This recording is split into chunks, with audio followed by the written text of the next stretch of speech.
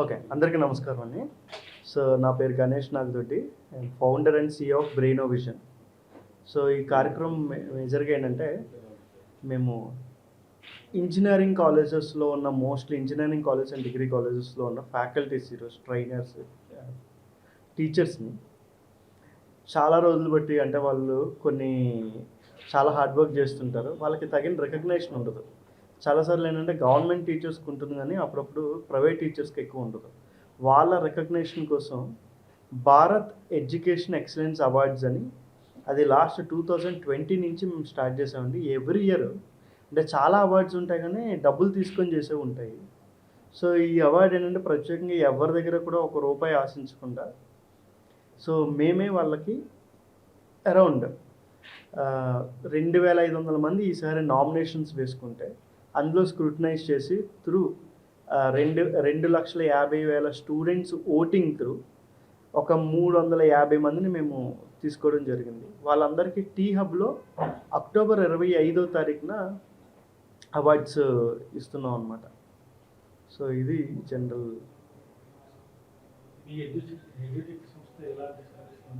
అంటే బ్రెయినోవిజన్ జనరల్ ఏంటంటే, మేము యాక్చువల్లీ ఇప్పుడున్న ఏవైతే కాలేజ్ ఎడ్యుకేషన్ ఉన్నాయో, ఇండస్ట్రీని మేము కాలేజెస్కి తీసుకెళ్ళి ఇప్పుడు ప్రజెంట్ ట్రెండ్లో ఏవైతే ఉన్నాయో, లైక్ ఆర్టిఫిషియల్ ఇంటెలిజెన్స్ అవ్వచ్చు, క్వాంటమ్ కంప్యూటింగ్ అవ్వచ్చు, వీటిని కాలేజీలు తీసుకెళ్ళి ఒక 1 వీక్ ప్రోగ్రామ్స్ ఆర్గనైజ్ చేస్తాం. కైండ్ ఆఫ్ ఏంటంటే, స్టూడెంట్ చాలాసార్లు హైదరాబాద్ వచ్చి ఒక 30 గంటలు టైం స్పెండ్ చేయాలి అన్నప్పుడు వాళ్ళు చాలాసార్లు బస్ దగ్గర, అంటే టికెట్స్ దగ్గర నుంచి, ట్రావెల్స్ దగ్గర నుంచి, హాస్టల్స్, మళ్ళీ ఇక్కడ ఉండే ఫీజులు, వీటిని మేము కట్ చేసి కాలేజీలకి వెళ్ళి ఓ 30 గంటల ప్రోగ్రామ్ అక్కడే చేస్తాం.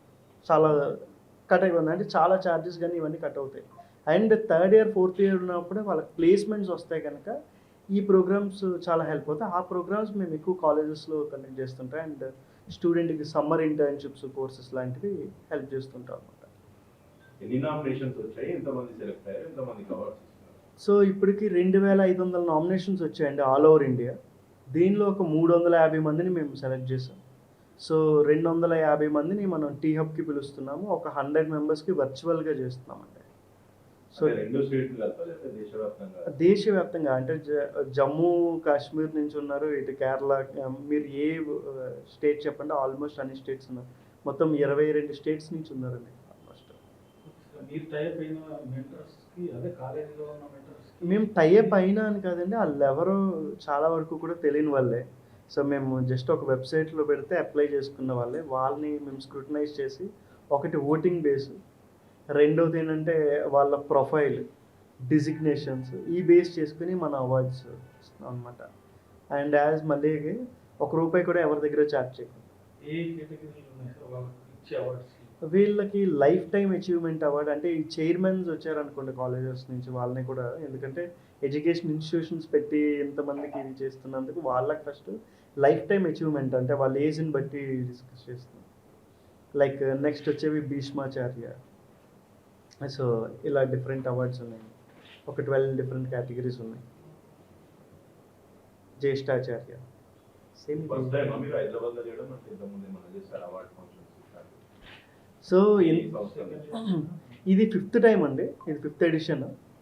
సో జనరల్ ఏంటంటే, అంతకుముందు ఓన్లీ ఇది మేము యూనివర్సిటీస్లోనే చేసాం, ఎప్పుడు కూడా ప్రైవేట్ హాల్స్లో ఎక్కడే చేయలేదు. 2 టైమ్స్ ఆంధ్ర యూనివర్సిటీలో చేసాం, ఒక 2 సార్లు ఉస్మానియా యూనివర్సిటీలో చేసాం. సో ఆంధ్రాలోని, తెలంగాణలోని 2 టైమ్స్ చేసాం అనమాట. ఇది 5th టైం టీ హబ్లో చేస్తున్నాం, అక్టోబర్ 25వ తారీఖు. సార్ ఎందుకు ఫ్యాకల్టీని రికగ్నైజ్ చేయాలి అలాంటి క్వశ్చన్స్ అడిగితే, ట్రెండ్లో ఏవైతే ఉన్నాయో, లైక్ ఆర్టిఫిషియల్ ఇంటెలిజెన్స్ అవ్వచ్చు, క్వాంటమ్ కంప్యూటింగ్ అవ్వచ్చు, వీటిని కాలేజీకి తీసుకెళ్ళి ఒక 1 వీక్ ప్రోగ్రామ్స్ ఆర్గనైజ్ చేస్తాం. కైండ్ ఆఫ్ ఏంటంటే, స్టూడెంట్ చాలాసార్లు హైదరాబాద్ వచ్చి ఒక 30 గంటలు టైం స్పెండ్ చేయాలి అన్నప్పుడు వాళ్ళు చాలాసార్లు బస్ దగ్గర, అదే టికెట్స్ దగ్గర నుంచి, ట్రావెల్స్ దగ్గర నుంచి, హాస్టల్స్, మళ్ళీ ఇక్కడ ఉండే ఫీజులు, వీటిని మేము కట్ చేసి కాలేజీలకి వెళ్ళి ఒక 30 గంటల ప్రోగ్రామ్ అక్కడే చేస్తాం. చాలా కట్ అయిపోతుంది, చాలా ఛార్జెస్ కానీ ఇవన్నీ కట్ అవుతాయి. And third year, fourth year ఉన్నప్పుడు వాళ్ళకి ప్లేస్మెంట్స్ వస్తాయి కనుక ఈ ప్రోగ్రామ్స్ చాలా హెల్ప్ అవుతాయి. ఆ ప్రోగ్రామ్స్ మేము ఎక్కువ కాలేజెస్లో కండక్ట్ చేస్తుంటాం. అండ్ స్టూడెంట్కి సమ్మర్ ఇంటర్న్షిప్స్, కోర్సెస్ లాంటివి హెల్ప్ చేస్తుంటాం. ఎన్ని నామినేషన్స్ వచ్చాయి, ఎంతమంది సెలెక్ట్ అయ్యారు, ఎంతమందికి అవార్డ్స్ ఇస్తున్నారు? సో ఇప్పటికి 2500 నామినేషన్స్ వచ్చాయండి ఆల్ ఓవర్ ఇండియా. దీనిలో ఒక 350 మందిని మేము సెలెక్ట్ చేసాం. సో 250 మందిని మనం టీహబ్కి పిలుస్తున్నాము, ఒక 100 మెంబర్స్కి వర్చువల్గా చేస్తున్నాము. అంటే 2 స్టేట్లు కాదు, దేశవ్యాప్తంగా? దేశవ్యాప్తంగా అంటే జమ్మూ కాశ్మీర్ నుంచి ఉన్నారు, ఇటు కేరళ, మీరు ఏ స్టేట్ చెప్పండి, ఆల్మోస్ట్ అన్ని స్టేట్స్ మొత్తం 22 స్టేట్స్ నుంచి ఉన్నారు. మీరు టైప్ అయిన మెంటర్స్కి, అదే కాలేజీలో ఉన్న మెంటర్స్కి మేము టైప్ అయినా అని కాదండి, వాళ్ళు ఎవరు చాలా వరకు కూడా తెలియని వాళ్ళే. సో మేము జస్ట్ ఒక వెబ్సైట్లో పెడితే అప్లై చేసుకున్న వాళ్ళే, వాళ్ళని స్క్రూటనైజ్ చేసి ఒకటి ఓటింగ్ బేస్, రెండోది ఏంటంటే వాళ్ళ ప్రొఫైల్, డిజిగ్నేషన్స్, ఈ బేస్ చేసుకుని మన అవార్డ్స్. అండ్ యాజ్ మళ్ళీ ₹1 కూడా ఎవరి దగ్గర ఛార్జ్ చేస్తాం. ఏ కేటగిరీలు ఉన్నాయి సార్ వాళ్ళకి ఇచ్చే అవార్డ్స్కి? వీళ్ళకి లైఫ్ టైం అచీవ్మెంట్ అవార్డ్ అంటే చైర్మన్స్ వచ్చారనుకోండి కాలేజెస్ నుంచి, వాళ్ళని కూడా, ఎందుకంటే ఎడ్యుకేషన్ ఇన్స్టిట్యూషన్స్ పెట్టి ఇంతమంది చేస్తుందంటే వాళ్ళకి ఫస్ట్ లైఫ్ టైం అచీవ్మెంట్ అంటే వాళ్ళ ఏజ్ని బట్టి డిస్కస్ చేస్తాం. లైక్ నెక్స్ట్ వచ్చేవి భీష్మాచార్య. సో ఇలా డిఫరెంట్ అవార్డ్స్ ఉన్నాయి, ఒక 12 డిఫరెంట్ కేటగిరీస్ ఉన్నాయి. జ్యేష్ఠాచార్య. ఇది 5th టైం అండి, ఇది 5th ఎడిషన్. సో జనరల్ ఏంటంటే అంతకుముందు ఓన్లీ ఇది మేము యూనివర్సిటీస్లోనే చేసాం, ఎప్పుడు కూడా ప్రైవేట్ హాల్స్లో ఎక్కడ చేయలేదు. 2 టైమ్స్ ఆంధ్ర యూనివర్సిటీలో చేసాం, ఒక 2 సార్లు ఉస్మానియా యూనివర్సిటీలో చేసాం. సో ఆంధ్రాలోని తెలంగాణలోని 2 టైమ్స్ చేసాం. ఇది 5th టైం టీహబ్లో చేసాం, October 25. I would love to like to teach, to share the knowledge, especially on artificial intelligence. In addition to that, I work for multiple NGOs also. Local chapter, like for example, Technology Alumni Association of IIT Kharagpur. I am a president. Basically, I am from IIT and IIM. That is my education background. And there is another NGO where we propagate more on AI governance. Actually. Now everyone talk about AI technologies, right? Now there is no limitation on AI technologies. People are using left and right without knowing consequences of the technologies. Now recently we have seen also, right? MIT published that there are 95% of AI applications are failed. That is only reason is like most of the youngsters are not having much knowledge on business actually. Whenever you want to implement any artificial intelligence, first you should understand the problem statement. That is like domain or industry.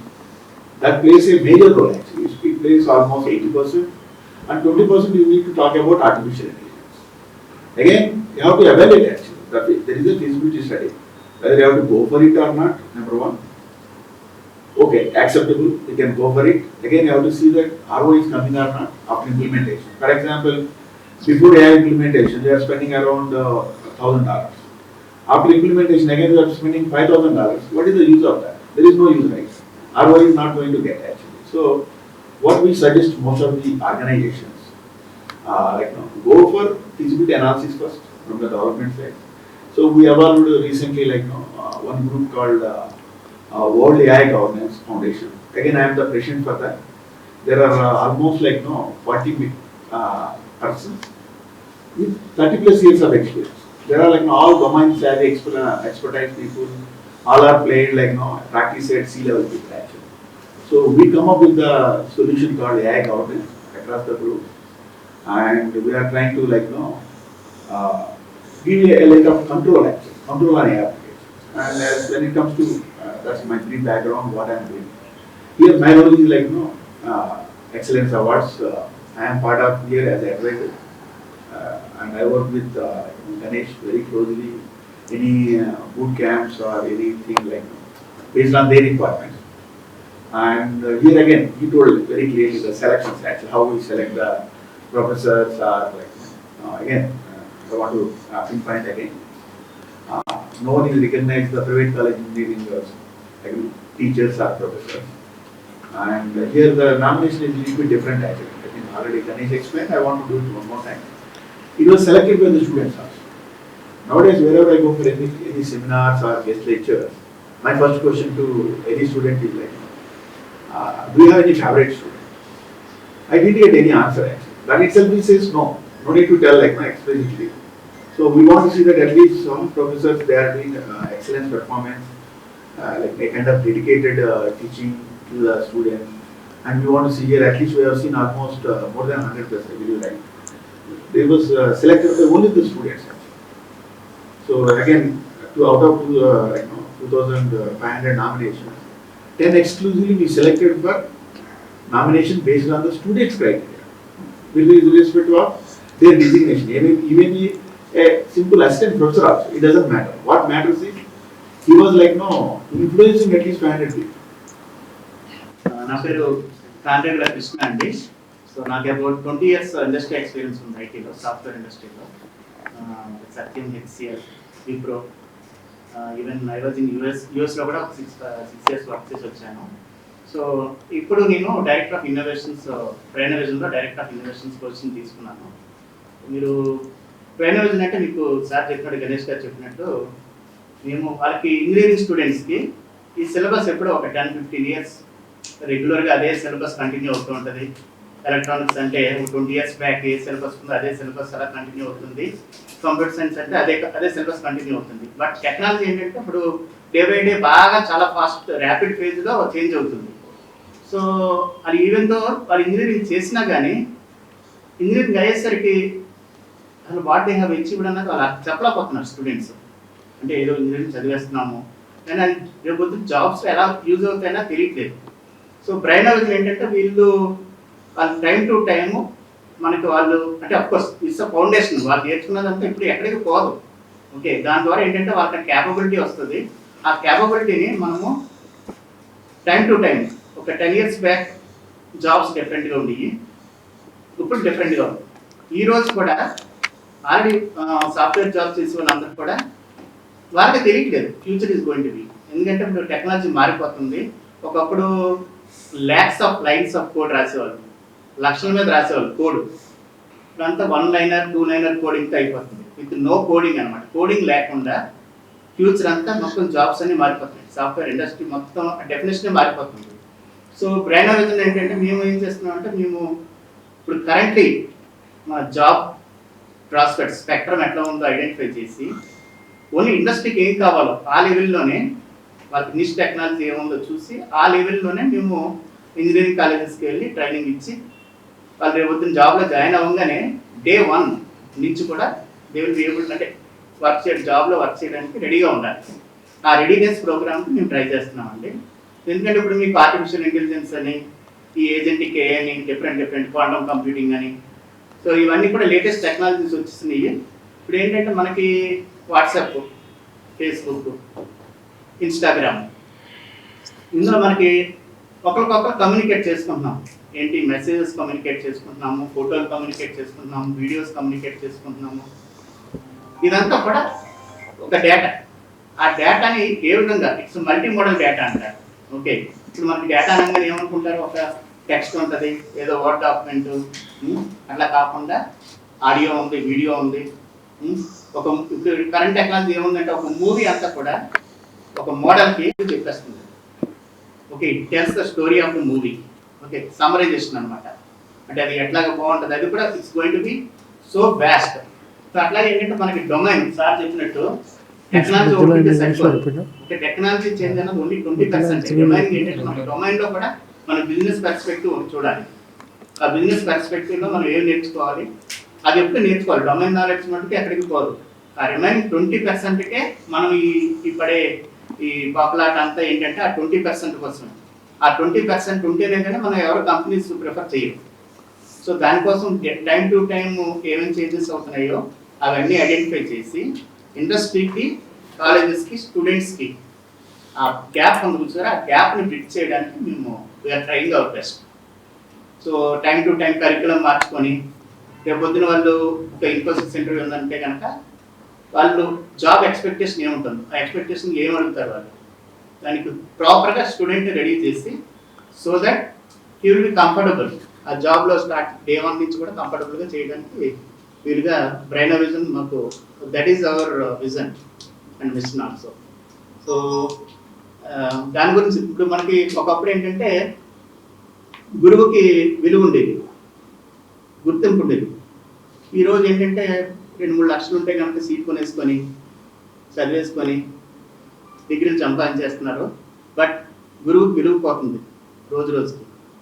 ఆ టీచర్కి ఒక విలువ tradition నిలబెట్టడం కోసం అని చెప్పేసి బ్రైనోవిజన్ ఈరోజు గురువు యొక్క విలువ ఏమిటి అది చెప్పడానికి అని చెప్పి మేము బ్రైనోవిజన్ వాళ్ళు ఈ అవార్డ్స్ ఇవ్వడానికి కోరుకున్నాం.